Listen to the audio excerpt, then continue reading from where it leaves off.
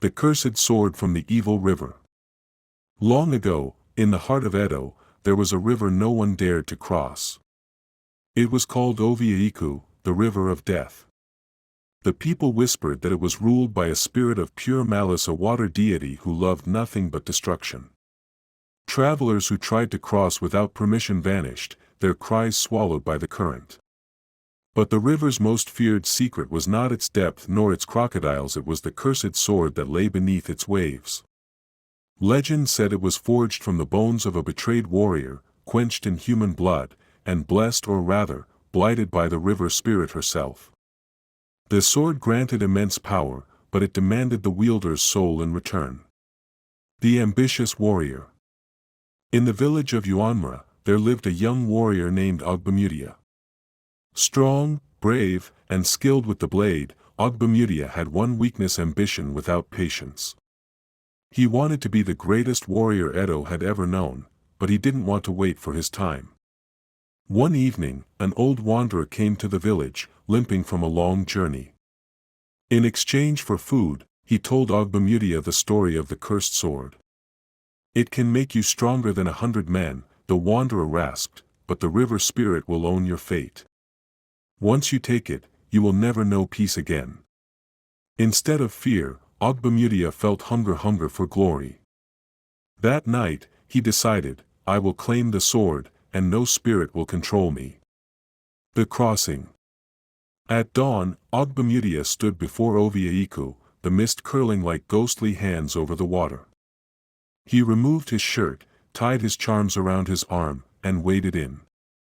The cold was like knives, and each step felt heavier than the last. Suddenly, the river shifted. From its depths rose the river spirit, a towering woman with skin like wet stone, hair like writhing eels, and eyes glowing blue-green. "Mortal," she hissed, "why do you disturb my waters?" "I have come for the sword," Ogbemudia declared. "It will make me the greatest warrior." She laughed, a sound like breaking shells. "You may take it, but every strike will bind you closer to me." Before Ogbemudia could speak, she plunged her clawed hand into the riverbed and drew forth the cursed sword. It pulsed with dark red light, the metal cold as death. Without hesitation, Ogbemudia took it. The rise and fall.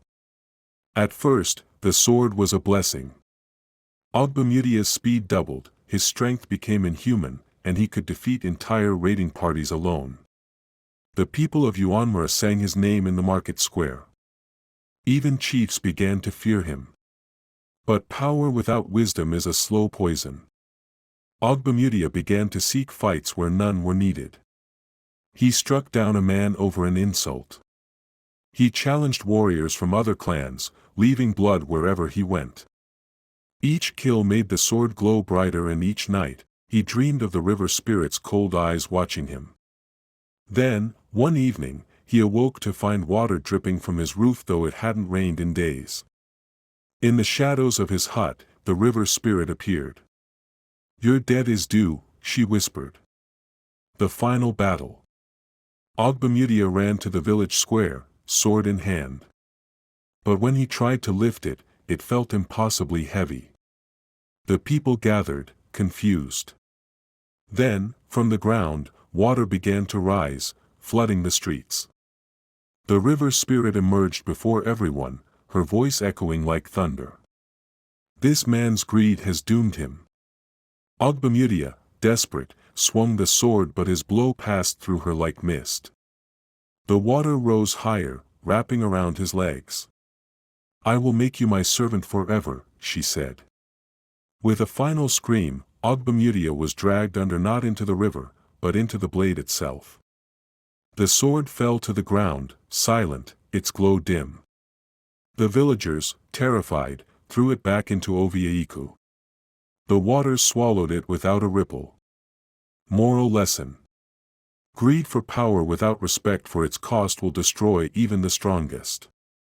True greatness comes from patience, wisdom, and service, not shortcuts born of arrogance. And so, to this day, the people of Edo warn, never bargain with the evil river, for her gifts are chains you cannot break.